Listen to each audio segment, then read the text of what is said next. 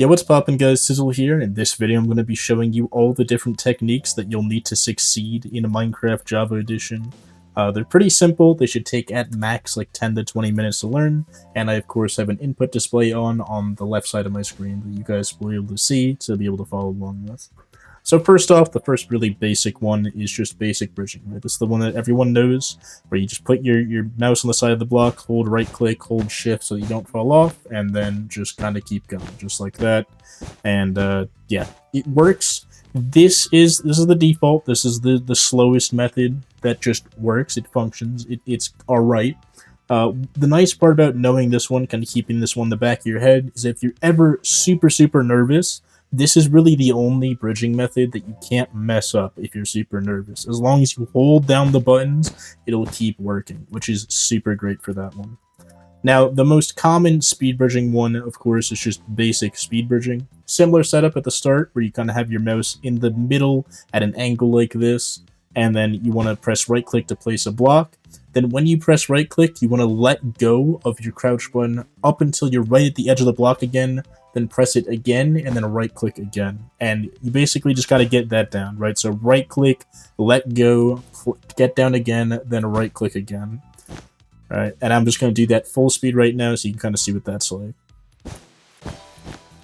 And if you just uncrouch every single time perfectly, the faster you'll go. You can start mixing in, okay, if you don't suck, you can start mixing in jumps in the middle, which is super useful, and then just click a second time to go place up.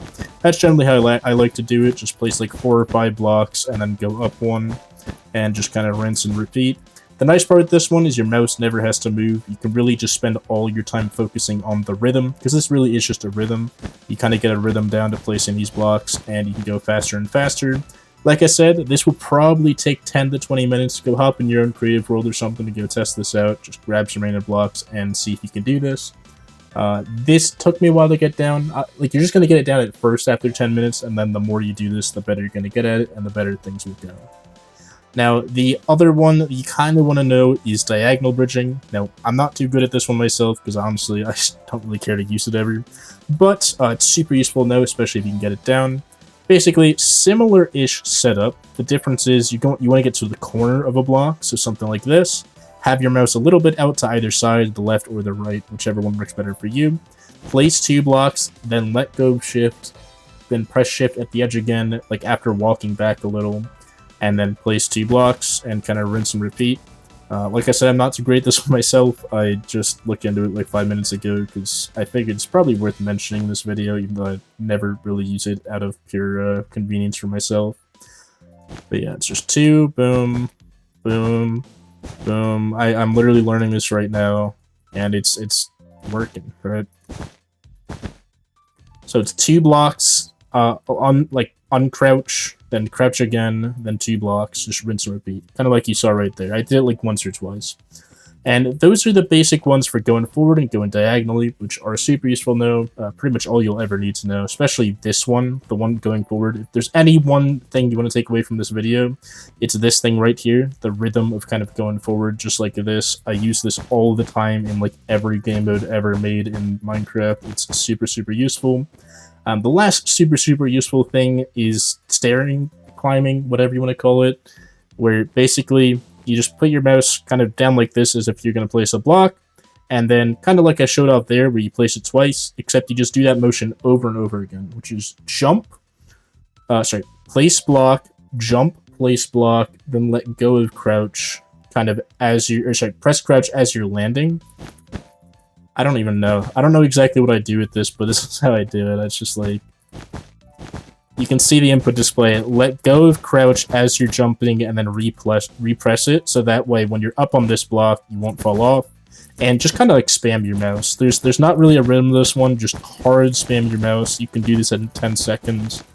As long as your mouse is aimed at the right angle, you'll continue to place 2 blocks, and as long as you're repressing shift every time you land, you'll never fall off, and you'll have a really nice staircase just like this. Generally, there won't be any extra blocks there if you have a better angle when you're placing stuff. But yeah, that's the best way to kind of go up. The other nice way to go up, of course, is just, you know, looking down and holding right click. The problem with this is, at least in stuff like Bed Wars where you like to reuse your bridges, this is impossible to reuse. You have to make a whole new thing every time. With that method that I just showed you, you now have a staircase that you can climb up super easily. If someone placed a block like this, you can either break it or just like go around like that, kind of keep going. Super useful stuff, super great to have. And overall, that's pretty much all there is to it. That's all the basic bridging stuff you need to have down in order to succeed in Bed Wars, or whatever other game mode you might want to be playing that has bridging in it in Java Edition. I do also have a Bedrock Edition guide on bridging, if you were curious about that, maybe play that version of the game, which I'll be releasing either before or shortly after this video, which I'll have linked in the description, so feel free to check that out if that's useful to you. And yeah, let me know if you have any comments or questions in the comments below. And with that being said, hopefully you found this useful, have fun speed bridging and all that, and hope you win your games. I'll see you in the next one. Have a great rest of your day.